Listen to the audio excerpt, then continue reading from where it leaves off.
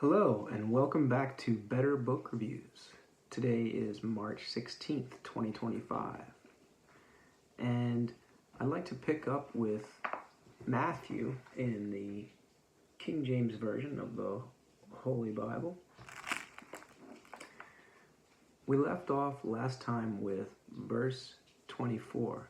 So let's pick up with verse 25 and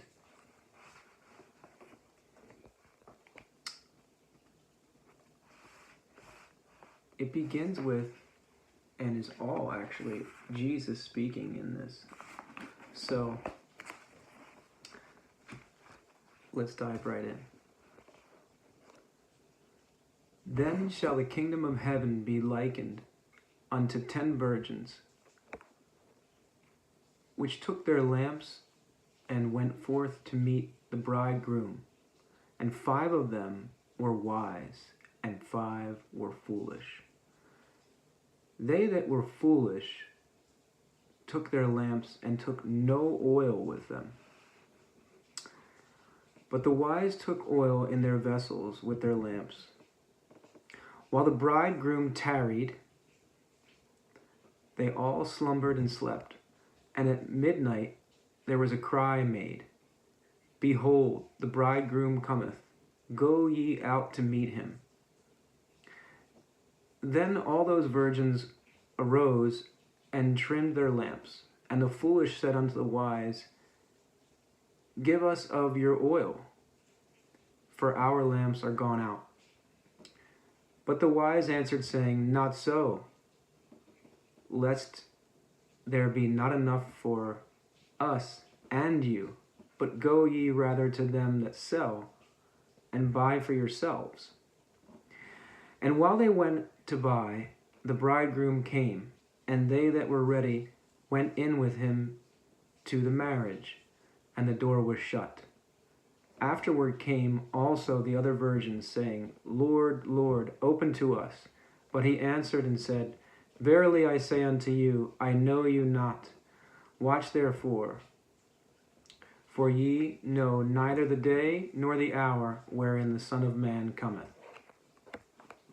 For the kingdom of heaven is as a man traveling into a far country, who called his own servants and delivered unto them his goods.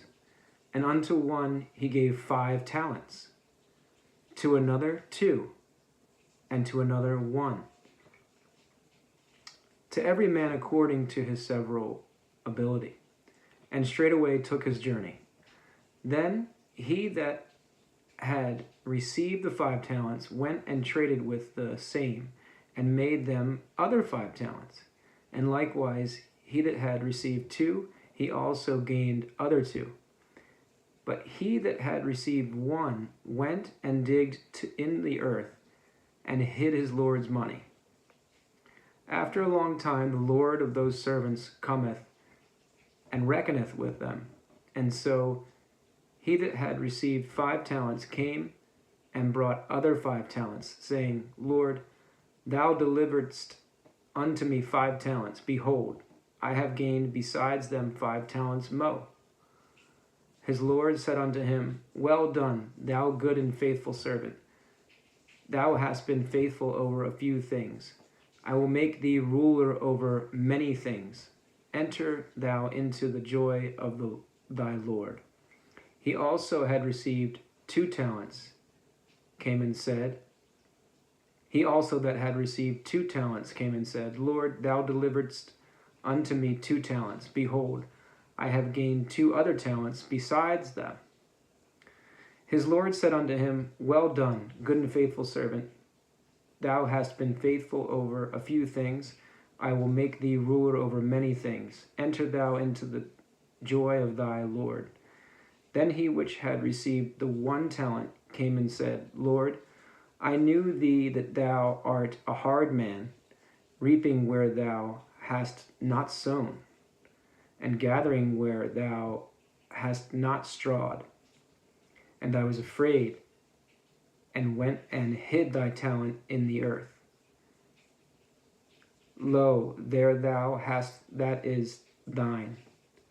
His Lord answered and said unto him, Thou wicked and slothful servant, thou knewest that I reap where I sowed not, and gather where I have not strawed. Thou oughtest therefore to have put my money to the exchangers, and then at my coming I should have received mine own with usury. Take therefore the talent from him, and give it unto him which hath 10 talents. For unto every one that hath shall be given, and he shall have abundance. But from him that hath not shall be taken away, even that which he hath. And cast ye the unprofitable servant into darkness. There shall be weeping and gnashing of teeth. Let's continue. When the Son of Man shall come in his glory, and all the holy angels with him, then shall he sit upon the throne of his glory, and before him shall be gathered all nations, and he shall separate them one from another, as a shepherd divideth his sheep from the goats. And he shall set the sheep on his right hand, but the goats on the left. Then shall the king say unto them on his right hand, Come, ye blessed of my Father, inherit the kingdom prepared for you from the foundation of the world. For I was a-hungered, and ye gave me meat. I was thirsty, and ye gave me drink. I was a stranger, and ye took me in. Naked, and ye clothed me. I was sick, and ye visited me. I was in prison, and ye came unto me. Then shall the righteous answer him, saying, Lord, when saw we thee a-hungered, and fed thee? Or thirsty, and gave thee drink? When saw thee a stranger, and took thee in? Or naked, and clothed thee?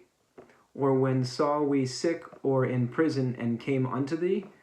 And the king shall answer and say unto them, Verily I say unto you, inasmuch as ye have done it unto one of the least of these my brethren, ye have done it unto me. Then shall he say also unto them on the left hand, Depart from me, ye cursed, and everlasting fire, prepared for the devil and his angels. For I was a-hungered, and ye gave me no meat. I was thirsty, and ye gave me no drink. I was a stranger, and ye took me not in. Naked, and ye clothed me not. Sick and in prison, and ye visited me not. Then shall they also answer him, saying, Lord, when saw we thee a-hungered, or athirst, or a stranger, or naked, or sick, or in prison, and did not minister unto thee? Then shall he answer them, saying, Verily I say unto you, inasmuch as ye did it not to one of the least of these, ye did it not to me. And these shall go away into everlasting punishment, but the righteous into life eternal. And I want to read just a little bit from verse 26 as Passover is coming up. And it came to pass, when Jesus had finished all these sayings, he said unto his disciples, Ye know that after 2 days is the feast of the Passover, and the Son of Man is betrayed to be crucified. So I think it's a really good verse on faith and believing in God, believing in his Son, Jesus Christ. And he teaches a lot through parables. And as I've kept reading, it is written that there are many lessons and maybe parables as well that actually aren't in the Bible. And we will continue up with our Bible study and Bible readings in our next one. But before we do that, I want to finish up with hidden figures. When we were discussing this in our last review, I had 16 pages to go, and believe me, they were great. So I highly recommend reading the full book, as well as the epilogue, and if you can, the acknowledgments. I didn't read the notes, but I wanted to just read a little bit from the epilogue, as Margot has stated that she couldn't fit this into her book. One of the most difficult aspects of writing a book is knowing that there's not enough space or time to give voice to all the incredible people you meet along the way.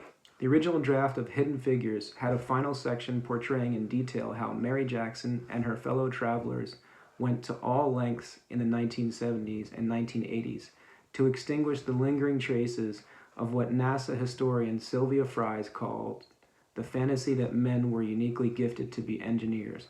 Like Mary, the final narrative stepped away from the daily routines of research to follow the women of Langley as they formed alliances and used all the ingenuity they brought to engineering to change the face of the center's workforce. Making the decisions to trim this section was difficult, while it allowed for the chance to spend more time with Dorothy, Mary, and Catherine in the golden age of aeronautics and space. It meant ending the book before Mary's decision to leave engineering for human resources. It also meant saying goodbye to one of my favorite characters in this sweeping drama, who has become a treasured friend in real life, Gloria Champine, or Champine, Champine. The relationship between Gloria and Mary, which grew out of Mary's decision to sacrifice her engineering career for the future career prospects of other women, is one of the most poignant of all the stories I uncovered in the research. And the author goes on to describe her story in multiple more pages. So I highly recommend Hidden Figures, and thank you for listening to Matthew verse 25. And I'd also like to do a surprise unboxing of a book I'm really excited to open. So without further ado,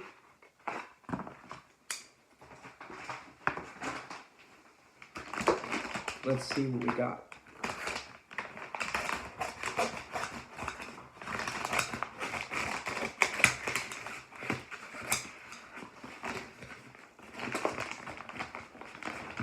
And I do want to mention, when they say the word tarry in the Bible, it means wait. And I believe sheweth means show, or to show.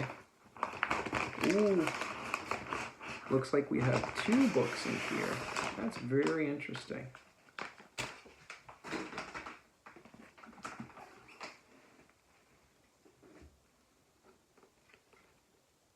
Wow. This is The Secrets of DELLSCHAU by Dennis Crenshaw. And this is a book about some artwork that was discovered later on in, I believe, an attic. And he used to draw, he drew for 20 years in an attic. A lot of art referring to flying saucers and UFOs. Charles A. DELLSCHAU was born on June 4th, 1830 in Brandenburg, Prussia, and immigrated to the United States in 1853, first settling in Texas.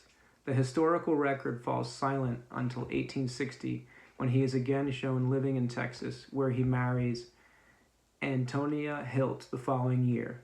The so-called lost years of The Secret of DELLSCHAU's life became a matter of controversy when his voluminous illustrated notebook surfaced nearly half-century after his death in 1923 at age 93.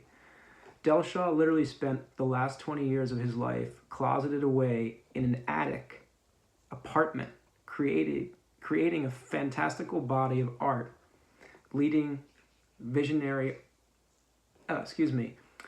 body of art that continues to fascinate. Indeed, today DELLSCHAU is recognized as one of America's leading visionary artists, ranked alongside such world luminaries as Henry Darger and Adolf Wolfley. A single page of one of his notebooks now fetches thousands of dollars, and there are thousands of such pages, frenetic productivity being a hallmark of visionary artists. But DELLSCHAU's work, consisting of ink and watercolor illustrations, of fanciful flying machines to which he frequently pasted newspaper clippings, or press blooms as he called them, appears to tell a coherent story of the Sonora, California Aero Club, using an anti-gravity gas purportedly invented by one of its members. The club allegedly turns out a series of experimental aircraft some 50 years before the Wright brothers first took wing. A mere flight or artistic fancy? Or did DELLSCHAU actually spend his lost years documenting wildly improbable inventions? Were the Aero Club's airships also responsible for many UFO sightings in America? So, let's see if we can show you a picture. There's one. And there's another one. Let's see, let's show you guys one more. Very interesting book. So, thank you for listening today. This is Better Book Reviews. Please like and subscribe and share. And leave a comment below. Tell us what you want to know. Tell us what you want to hear. You'll have to wait for the next one to see what the other book was. And thanks for watching.